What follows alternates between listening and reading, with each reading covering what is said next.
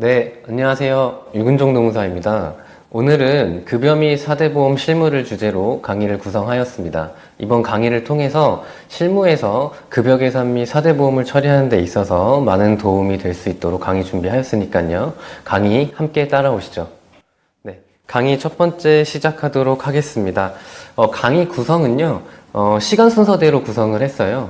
채용 시 임금 관리, 그 다음에 근무 중에 근로자가 근무 중에 우리가 임금 관리를 어떻게 해야 하는지, 그 다음에 근로관계가 종료되는 퇴직 시점에 우리가 알아야 하는 임금 계산 방법, 그 다음에 마지막으로 실무적으로 반드시 알아야 하는 사대보험 중요 포인트들을 짚어보면서 강의를 마무리하도록 하겠습니다. 자, 먼저 채용 시 임금 관리부터 살펴볼게요. 자, 먼저 저희가 알아야 하는 가장 기본이 되는 베이스의 내용은요, 근로기준법상 임금에 대한 내용을 반드시 체크해야 합니다. 자, 우리가 항상 무언가를 배울 때 왜 이거를 배워야 하는지를 한번 살펴보는 게 중요한데요. 자, 근로기준법상 임금에 대해서 우리가 왜 알아야 할까요? 자, 근로기준법상 임금에 대해서 알아야 하는 이유는요. 자, 우리 회사에서 지급하는, 근로자에게 지급하는 모든 금품이 근로기준법상 임금에 해당되지 않기 때문입니다. 자, 이거를 조금 더 실무적으로 조금 더 쉽게 풀어서 설명하면 어떻게 될까요? 즉, 우리가 퇴직할 때 근로자에게 지급하는 퇴직금 산정 시 평균임금 산정의 기준이 되는 임금에 회사에서 지급되는 모든 금품이 포함되지 않을 수 있고, 우리가 그거를 발라내야 하는 작업이 필요하다라고 조금 풀어서 해석할 수 있을 것 같아요. 아울러서 우리가 근로기준법상 임금에 대해서 기본적으로 개념이 있어야 뒤에서 이어지는 최저임금, 통상임금, 그래서 더 포괄적으로 평균임금까지 나아갈 수 있기 때문에 우리가 근로기준법상 임금에 대한 개념을 명확히 잡는 게 그래서 중요한 겁니다. 자, 한번 살펴볼게요. 자, 근로기준법 제2조 살펴보시면요, 1항에서 이렇게 정의하고 있어요. 1항 5호. 자, 임금이란 사용자가 근로의 대가로 근로자에게 임금, 봉급, 그 밖에 어떠한 명칭으로든지 지급하는 일체의 금품을 말한다 라고 규정하고 있습니다. 자, 여기서 키워드는요, 한번 체크해 볼까요? 자, 근로의 대가로, 그쵸? 그 다음, 그 밖에 어떠한 명칭으로든지 지급하는 일체의 금품을 의미한다 라고 해서 저희가 두 가지 키워드를 뽑아냈습니다. 자, 이어서 마지막 두 번째 박스 대법원 판결문 한번 보시면 밑줄 친 부분 한번 바로 볼게요. 자, 근로자에게 계속적, 정기적으로 지급되고 그 지급에 관하여 단체협약 취업규칙 등에 의하여 사용자에게, 자, 체크해 볼게요. 지급 의무가 지워져 있으면 그 명칭 여하를 불문하고 모두 포함된다 라고 규정하고 있습니다. 자, 이거를 우리가 그림으로 표현하면 이렇게 정의할 수 있을 것 같아요. 자, 근로기준법상 임금이란 결국엔 사용자에게 지급 있는 금품이어야 하고요.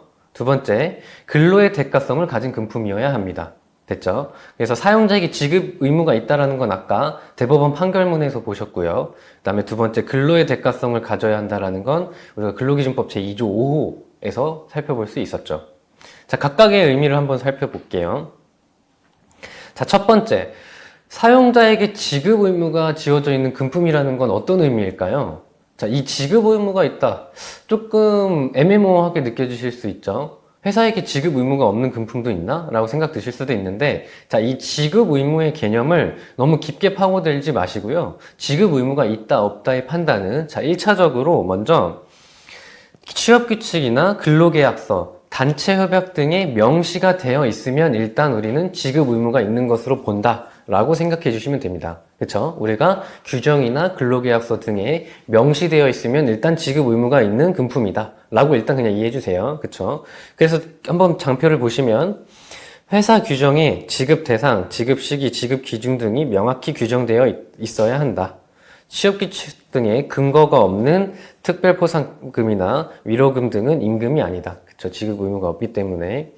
자, 근데 그럼 지급 의무가 유무에 따라서 근로기준법상 임금 여부가 갈린다고 한다면, 자, 회사 입장에서는 어떻게 할 수 있죠? 쉽게 그냥 생각하면, 회사가 규정해 두지 않거나 근로계약서에 명시하지 않으면 지급 의무가 없기 때문에 근로기준법상 임금으로 볼 수 없다라는 결론으로 이어질 수 있겠네요. 그쵸? 근데 그렇게 단순하지 않겠죠. 자, 우리가 규정이나 근로계약서에 명시되어 있지 않더라도 지급 의무가 있다라고 볼 수 있는데요. 그걸 우리가 이제 노동관행이라고 부릅니다. 자, 노동관행이라는 것은 무엇이냐면 제가 한번 예를 들어서 한번 살펴볼게요. 자, 예를 들어서 어떤 회사에서 여름휴가비 30만 원을 기존에는 지급하지 않았어요. 그 다음에 취업규칙이나 근로계약서 어디에도 명시되어 있지 않습니다. 근데 2019년 7월 1일에 모든 근로자들에게 여름휴가비 명목으로 30만 원을 지급했습니다. 자, 처음에 받았을 땐 어땠을까요? 기분 좋네. 여름휴가비 줬나 보네. 약간 이런 느낌이었겠죠. 근로자분들께서는. 자, 그러다가 내년, 그 다음 해인 20년 7월 1일에도 모든 근로자에게 동일하게 여름휴가비 명목으로 30만 원이 지급됐다라고 해볼게요. 자, 21년, 22년, 23년. 이렇게 계속 지급이 됐습니다. 자, 그러면 24년인 현재 올해 7월 1일 기준으로 우리가 여름휴가비를 받을 것을 근로자분들이 기대를 할까요? 안 할까요? 그쵸, 당연히 하겠죠. 이걸 바로 우리가 노동관행이라고 합니다. 이렇게 어떤 계속 지속적으로 어떤 규정은 없지만 지속적으로 지급이 이루어지고 그것이 지급되리라는 기대가 충분히 형성이 돼 있다라고 한다면 그 노동관행이라고 보고 이 노동관행 이꼬르 우리가 지급 의무가 있다. 즉 규정화되어 있다라고 보기 때문에 노동관행에 대해서까지 챙겨주시면 이 지급 의무가 있는 금품이라는 개념에 대해서 이해하실 수 있습니다. 자, 두 번째, 근로의 대가성을 가진 금품이라고 해요. 자, 그러면 근로의 대가성을 가진 금품이라는 건 조금 그래도 직관적으로 느낌이 오시죠? 이걸 한번 조금 더 풀어서 생각해 보면, 자, 1번, 회사 규정에 의거하여 지급하는 금품이더라도 지급 의무 발생이 근로 제공과 직접적 또는 밀접한 연관이 있어야 임금으로 볼 수 있다라고 합니다. 이게 바로 근로의 대가성을 가진 금품에 대한 의미예요. 자, 그러면 이 1번과 2번 지급 의무과 근로의 대가성 모두가 성립이 되어야 근로기준법상 임금으로 볼 수 있다라고 하였는데 그러면 근로의 대가성은 있으면서 지급 의무는 없는 금품이 있을까요? 있죠. 예를 들어서 우리가 한번 떠올려 보겠습니다. 취업규칙에는 명시되어 있지만 퇴직금 산정 기준에서는 빠지는 대표적인 게 뭐가 있죠? 예를 들어서 결혼 축하금 같은 것들이 있겠죠. 경조금 같은 것들이요. 우리가 취업규칙에는 경조휴가나 경조금에 대해서 일반적으로 규정이 되어 있습니다. 결혼했을 때 축하금으로 얼마를 준다. 휴가를 얼마를 준다. 그런데 지급 의무는 있나요? 그쵸. 지급 의무는 있습니다. 취업규칙에 명시되어 있기 때문에요. 그렇지만 이게 근로의 대가성이 있나요? 결혼이라는 어떤 그 근로자의 개인적이고 우연한 사정에 의해서 회사가 축하하는 의미로 지급하는, 즉, 복리후생적 금품에 해당하는 대표적인 금품인 거죠. 이런 것들은 지급 의무는 있지만 근로의 대가성이 없기 때문에 근로기준법상 임금에서 제외되고 결국에는 우리가 평균 임금에서 제외된다. 즉, 퇴직금 산정할 때 우리가 결혼 축하금이나 경조금은 반영해주지 않죠. 그런 이유이기 때문입니다. 자, 다음에 한번 또 보시면 마지막에 근로의 대가가 아닌 경영성과 이익분배 차원의 성과급은 임금으로 볼 수 없다. 그러니까 즉 집단 성과급 같은 경우에는 임금으로 볼 수 없다라는 내용인데요. 이건 이어서 한번 살펴보도록 하겠습니다. 자, 앞서서 한 번 더 제가 다음 페이지로 넘어가기 전에 하나만 더 짚어서 말씀드리면 저희가 근로기준법 제2조 1항 5호에서 키워드 두 가지 체크해달라고 말씀드렸죠. 자, 근로의 대가로. 그쵸. 그건 방금 살펴봤습니다. 두 번째, 그 밖에 어떠한 명칭으로든지 라고 표현이 있었는데 이걸 체크하라고 말씀드린 이유는 뭐냐면요. 자, 우리나라는 기본적으로 임금 구조가 복잡하고 여러 가지 명칭으로 수당이 지급되고 있습니다. 가장 대표적으로 방금 제가 말씀드린 여름휴가비 같은 것들이죠. 혹은 가족수당, 예전에는 요즘은 잘 안 쓰는데 심지어 뭐 체력단련비 혹은 뭐 김장수당 뭐 이런 것들도 있었습니다. 근데 이런 것들이 명칭만 보면 어떻죠? 대표적으로 뭐 체력단련비 한번 살펴볼까요? 명칭만 보면 우리가 회사에서 추가적으로 지급하는 뭔가 근로자의 생활을 돕기 위해서 근로자가 뭔가 체력 관리를 하고 취미 생활을 즐길 수 있도록 추가적으로 지급하는 복리후생적 금품인 느낌이 강하죠. 그렇지만 실제로 지급하는 실질을 보니까 매월 고정적으로 지급하고 있었다. 그냥 일반적인 우리가 고정적으로 지급되는 수당과 다르지 않게 지급되고 있었다 라고 한다면 이거는 임금으로 봐야 할까요? 아닌가요? 쉽게 말씀드리면 퇴직금에 반영해줘야 할까요? 아닐까요? 당연히 반영을 해줘야겠죠. 근데 명칭만 보면 우리가 흔들릴 수 있죠. 자, 이거는 우리가 이제 노동관계법령에서 모든 거를 임금뿐만 아니라 모든 내용을 관통하는 내용입니다. 무슨 말이냐면요. 형식이 아니라 실질이 중요하다라는 내용인데요. 우리가 형식은 체력단련비라고 해서 복리후생적금품처럼 포장을 해놨지만 실질을 보니까 근로기준법상 임금에 해당한다라고 하면 임금으로 봐야 한다. 그래서 그 내용을 법에서도 명문화시켰다라는 측면에서 그 밖에 어떠한 명칭으로든지 의미가 그런 의미라는 것까지 한 번 더 체크해 주시면 좋을 것 같습니다. 자, 이어서 바로 집단성과급에 대한 개념을 한번 살펴볼게요. 자, 집단성과급을 살펴보는 데 있어서 일단 성과급은 개인 성과급과 집단 성과급이 있죠. 개인 성과급은 여지없이 논쟁의 여지가 없이 당연히 근로기준법상 임금에 해당합니다. 그래서 개인 인센티브는 특별한 사정이 없는 한 당연히 근로기준법상 임금에 해당이 되고 당연히 퇴직금 산정을 위한 평균 임금에 포함이 되죠. 이건 매우 쉽습니다. 자, 이어서 집단 성과급 같은 경우에는 우리가 근로기준법상 임금에 포함되지 않는다라고 보는데요. 자, 예를 들어서 한번 설명을 드려볼게요. 자, 예를 들어서 증권사 사례를 제가 많이 말씀을 드리는데 실제 제 지인 사례이기도 한데요. 증권사에서 우리가 예를 들어서 최초에 입사해서 그 입사에 대한 그 연말 경영성과급으로 기본급의 100%를 받았다라고 해볼게요. 경영성과급으로.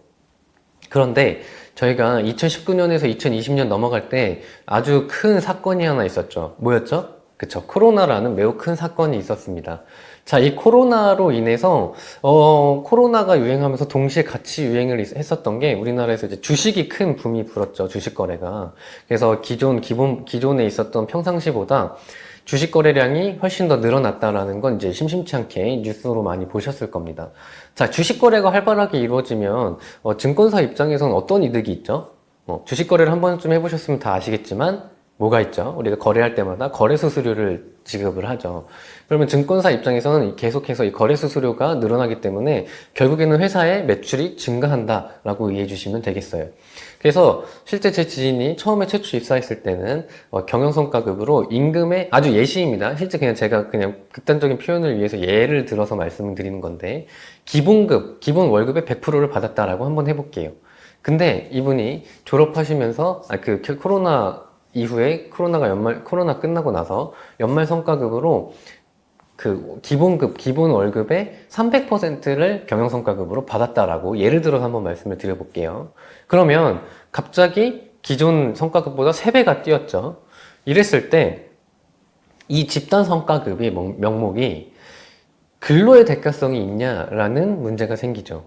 이게 근로자 개인의 노력과 어떤 그 시간 투입을 통해서 추가로 발생한 이득이 아닌 거죠. 그건 개인 성과급의 측면으로 보면 되는데 이거는 외부 환경에 우연하고 특수한 상황에 의해서 우연치 않게 우리 회사의 매출이 늘어났고 그걸 이익 분배 차원에서 근로자들에게 지급했기 때문에 이러한 형태의 집단 성과급은 우리가 근로기준법상 임금으로 보기 어렵다. 근로의 대가성으로 인정하기 보기 때문에 임금으로 보기 어렵다라는 것이고 퇴직금 산정을 위한 평균임금에 당연히 반영이 안 되겠죠. 자, 그런 측면에서의 집단성과급을 말씀을 드리는 거였습니다. 그래서 사례를 보시면 자, 땡땡 중공업은 경력금과 성과급 지급 기준을 만들어 성과급을 지급하였을 뿐 매년 같은 기준에 따라 성과급을 지급한다라는 규정은 없었던 것으로 보인다. 그러니까 지급 의무에 대해서도 없었던 것으로 보인다라는 내용인 거고, 그다음에 해마다 지급률을 달리 정할 수 있음을 전제로 하였을 뿐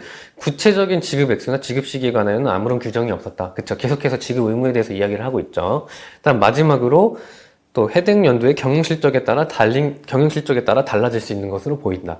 그러니까 진정한 의미의 집단성과급, 외부 환경에 우연하고 특수한 사정에 의해서 변경될 수 있는 집단성과급은 평균임금에 포함되지 않는다. 근로기준법상 임금으로 보기 어렵다라는 내용이었죠.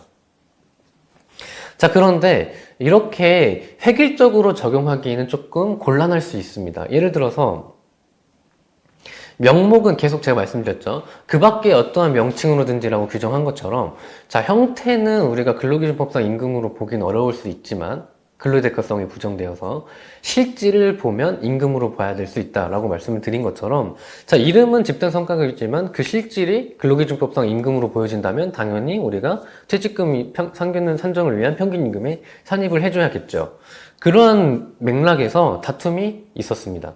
그래서 우리나라 이제 굴지의 대기업에서 이 지급하는 경영성과급이 임금이다, 아니다라는 것을 가지고 계속 논란이 있었고, 지금 실제 고등법원까지 결론이 난 상태이고요. 제가 이 표로 정리해 드린 내용을 보면 이제 임금으로 인정된 것과 임금되지 않은 사례를 정리를 했습니다. 그래서 이제 우리나라에서 다 굴지의 대기업에서 이런 이슈가 지속적으로 발생하고 있는 내용이고요. 이거는 한번 책을 쭉 보시면서 쭉 읽어보시면, 제가 이걸 이렇게 표로 정리해 드린 이유는 법원에서 이 집단 성과급을 바라보는 기준을 이렇게 크게 네 가지로 정리한 것으로 볼 수 있었어요. 첫 번째, 급여 규정이 명시되어 있었냐. 그러니까 성과급 지급에 관하여 규정화되어 있었냐. 그 다음에 정기적 계속적으로 지급이 되었냐. 그 다음에 경영성과급 산출 방식이 경영사정에 따라 매년 변경되었냐.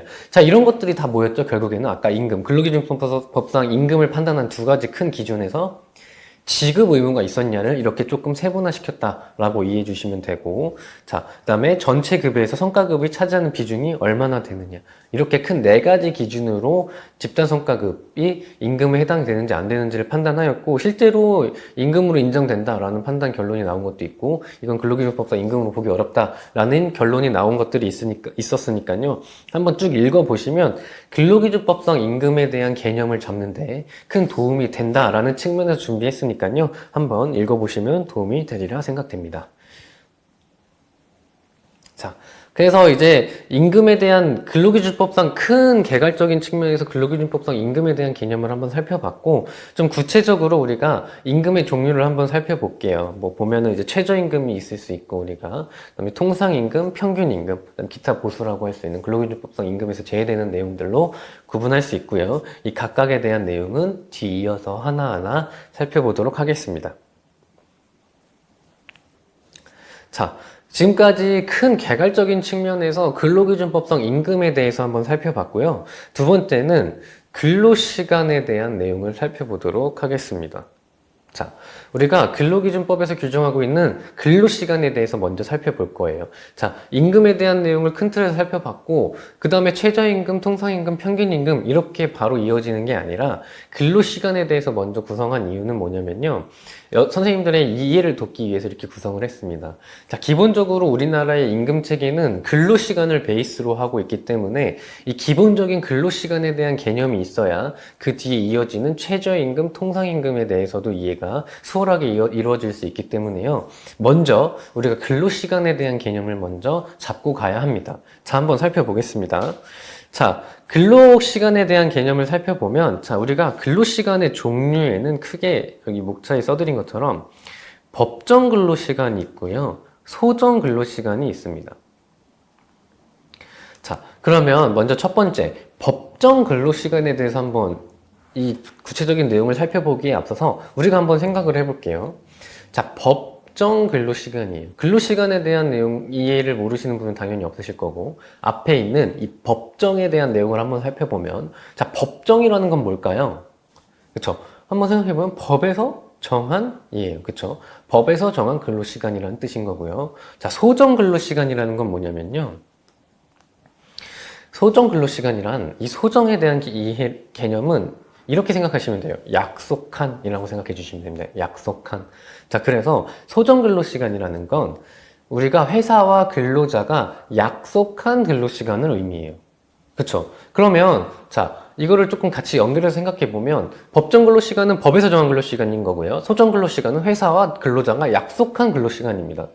자, 그러면 소정 근로시간은 회사와 근로자가 약속한 근로시간인데 이게 법에서 정한 근로시간을 넘을 수 있을까요? 없겠죠. 그래서 조금 풀어서 쓰면 소정 근로시간이라는 건 좀 더 정확하게 말씀드리면 법정 근로시간 내에서 회사와 근로자가 약속한 근로시간이다 라고 이해해 주시면 됩니다. 자, 그러면 우리가 법정 근로시간에 대한 내용도 한번 살펴봐야겠죠. 그래야 우리가 소정 근로시간은 언제까지, 몇 시간, 몇 시부터 몇 시까지, 하루에 몇 시간까지만 허용되는구나. 그러니까 법정 근로시간 내에서 회사와 근로자가 약속할 수 있는 근로시간은 몇 시간이겠구나 라는 개념을 잡을 수 있겠죠. 한번 살펴보도록 하겠습니다. 자, 법정 근로시간은 결국엔 선생님들 다 알고 있는 내용입니다. 1주 40시간. 그쵸? 1일 몇 시간이죠? 8시간. 그래서 1주 40시간, 1일 8시간에 대한 내용이 법정 근로시간입니다. 그쵸? 그래서 한번 살펴보면 그러면 소정 근로시간에 대한 내용도 법에서 규정하고 있어요. 자, 근로기준법 2조 1항 8호를 보시면, 자, 소정 근로시간이란, 자, 50조, 69조 본문 또는 산업안전보건법 제60조에 따른 이라고 써 있는데, 이걸 한번 이렇게 가로친 다음에, 이렇게 한번 메모 남겨주시겠어요? 법정 근로시간 내에서. 이렇게 길게 써 있지만, 결국에는 이건 무슨 뜻이냐면요. 법정 근로시간을 의미합니다. 그쵸? 그러면은 이걸 풀어서 한번 읽어보면, 소정 근로시간이란 제가 아까 말씀드린 것처럼 법정 근로시간의 범위에서 근로자와 사용자가 정한 근로시간, 그러니까 법정 근로시간 내에서 회사와 근로자가 약속한 근로시간이다 라고 이해해 주시면 되겠습니다. 됐죠? 자, 그래서 결국에는 법정 근로시간과 소정 근로시간에 대한 개념을 살펴봤고, 우리가 그럼 이걸 왜 구분해야 되냐? 자, 법정 근로시간과 소정 근로시간은 계속 맞물리는데, 우리가 법정 근로시간은 소정 근로시간은 법정 근로시간을 초과할 수 없어요. 됐죠? 왜냐하면 법정 근로시간 내에서 정해야 하기 때문에요. 자, 그러면 우리가 소정 근로시간을 초과하게 되면 그걸 우리가 뭐라고 표현하게 되죠?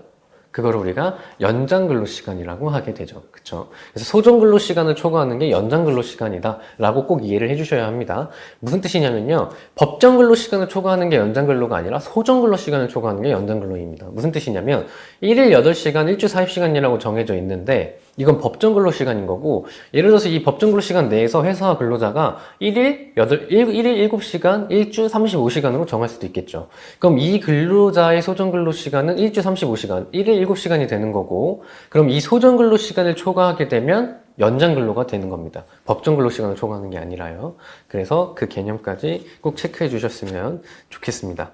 자, 한번 연습을 한번 해볼까요? 자, 여기에 이제 뒤에서 계속 말씀드리겠지만 우리가 결국엔 선생님들 209시간이라는 말씀 많이 들어보셨죠? 209시간, 209시간 많이 들어보셨을 텐데 209시간이 어떻게 나왔는지까지도 한번 살펴보도록 하겠습니다. 자, 첫 번째 케이스.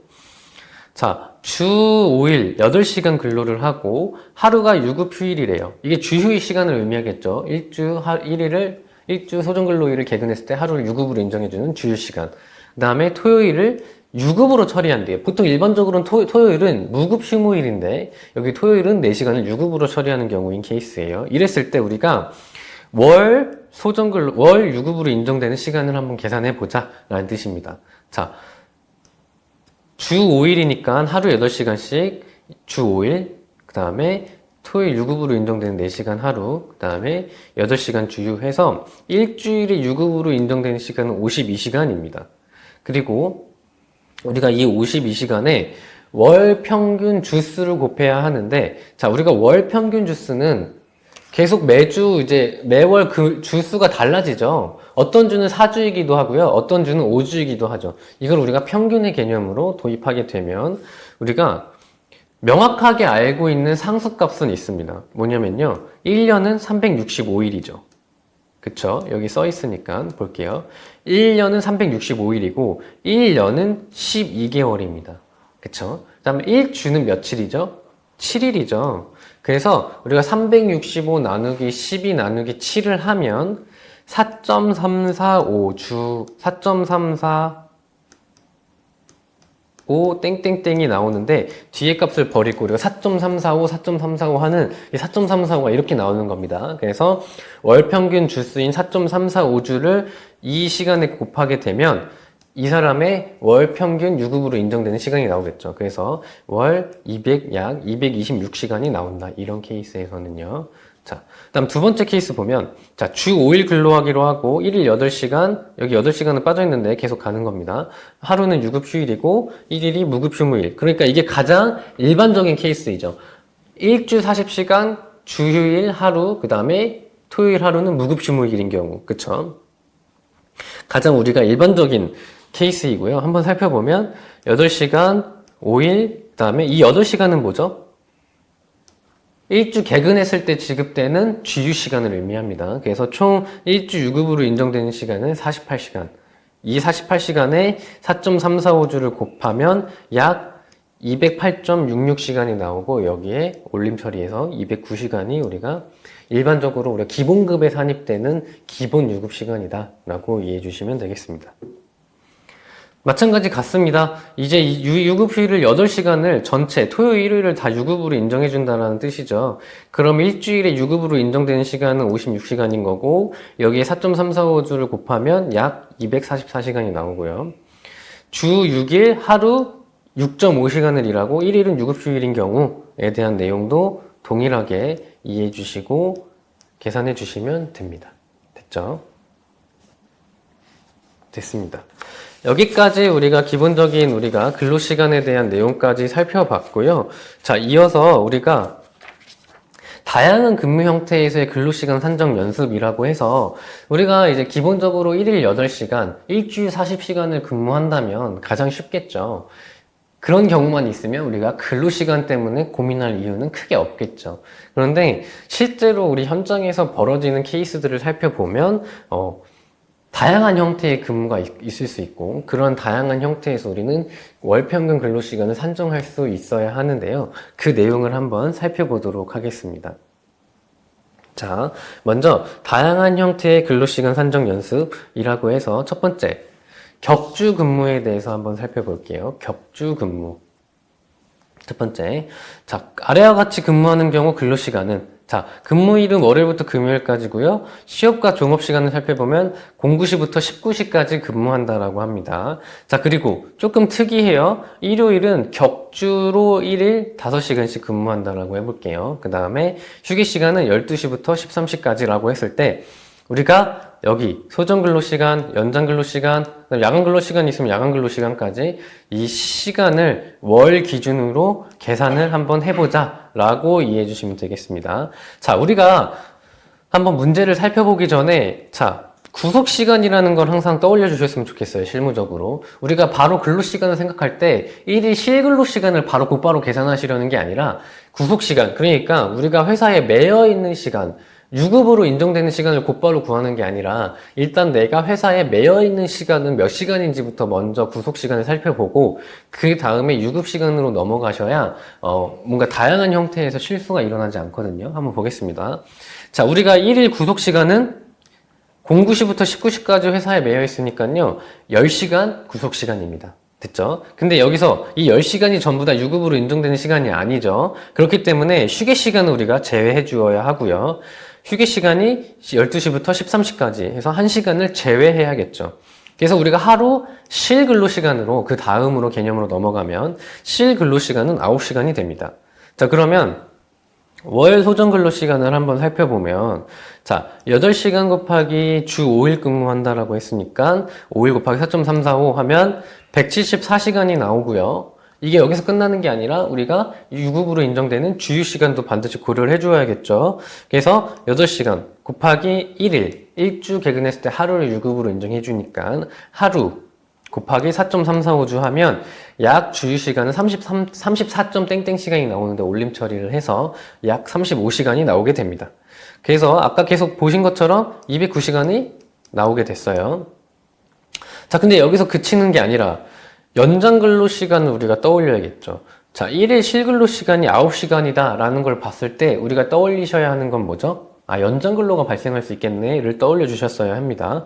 자, 우리가 연장 근로는 1일 8시간, 일주일 40시간을 초과하는 경우에 연장 근로로 보게 됩니다. 아까 법정 근로 시간 개념을 봤죠. 자, 1일 1시간씩 계속 연장 근로가 발생하는 거예요.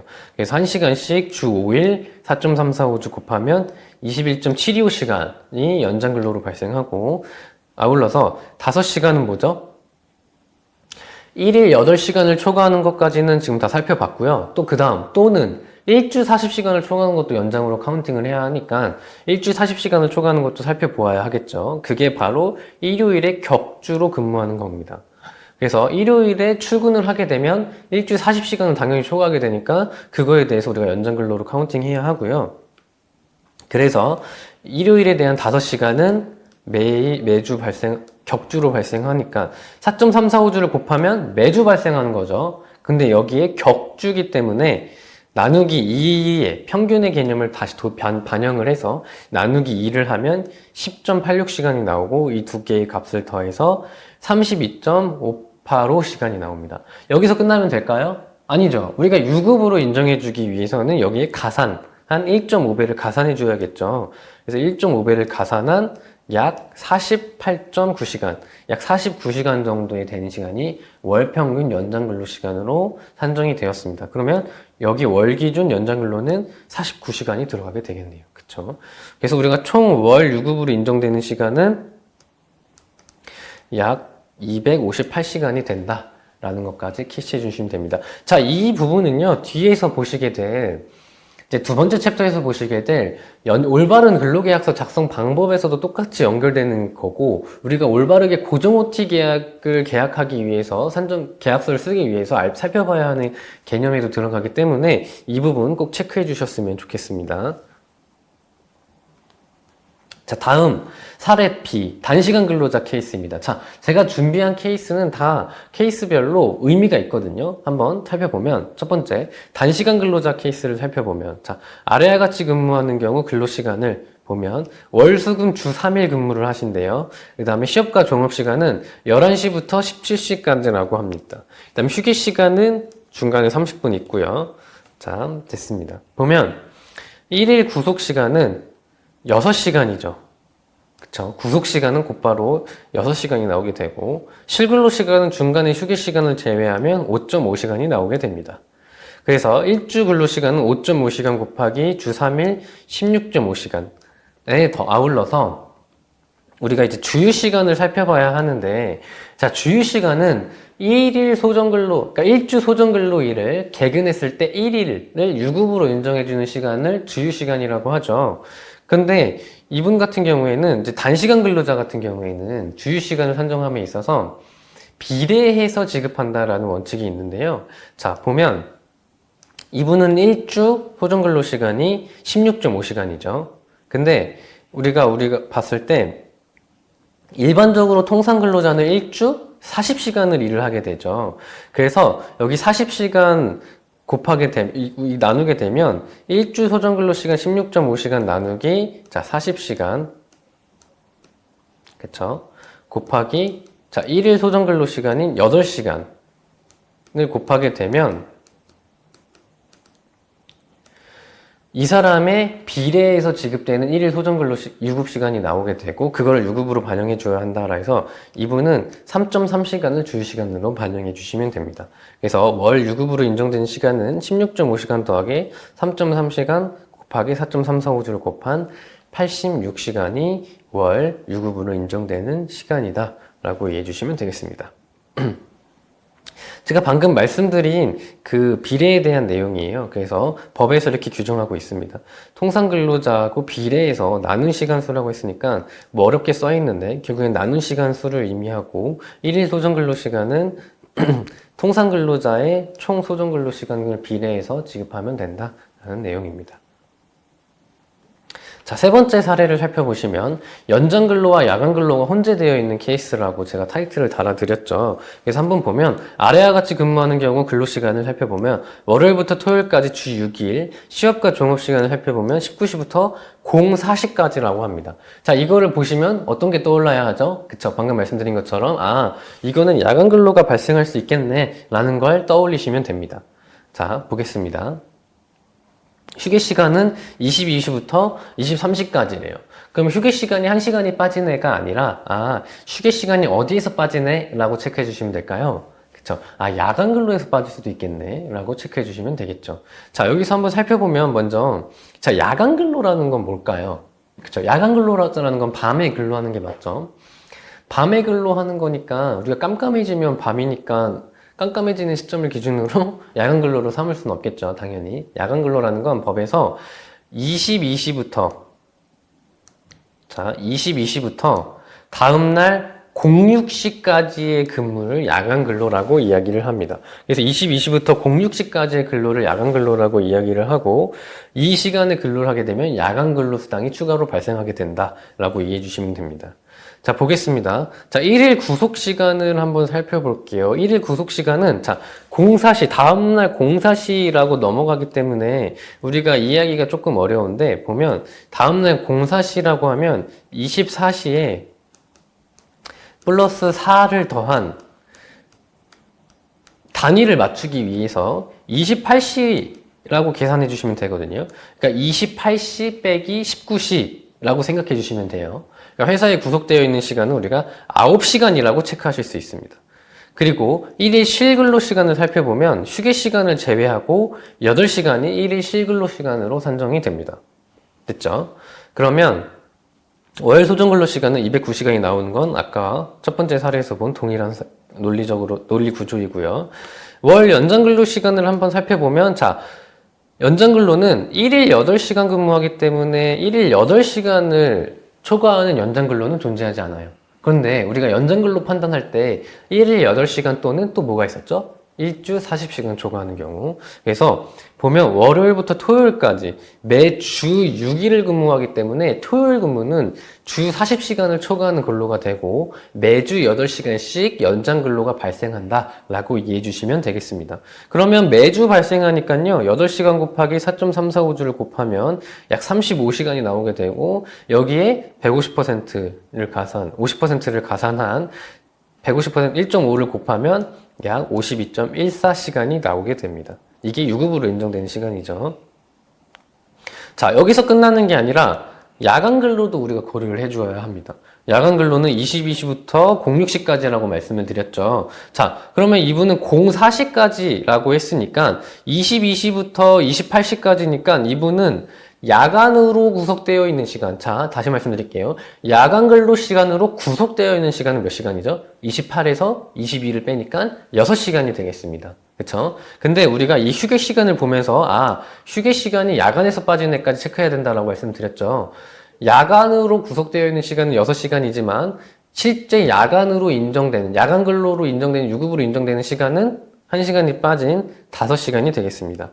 그리고 매일매일 월요일부터 금요일까지 5일, 그 다음에 이 1일은 굳이 구분했는데요. 토요일에 대한 거기 때문에 구분을 했습니다. 결국에는 주 6일 근무 내내 야간 근로 5시간이 발생을 한다. 그래서 5시간 곱하기 6일 곱하기 4.345주 한 시간에 가산임금 50%를 가산해서 65.175시간이 유급으로 야간으로 인정되는 시간이다. 그래서 총 이 세 가지 시간을 다 합산한 게 327시간이 되겠구나. 그래서 월 총 유급 시간은 이렇게 되겠다라는 것까지 살펴보았습니다.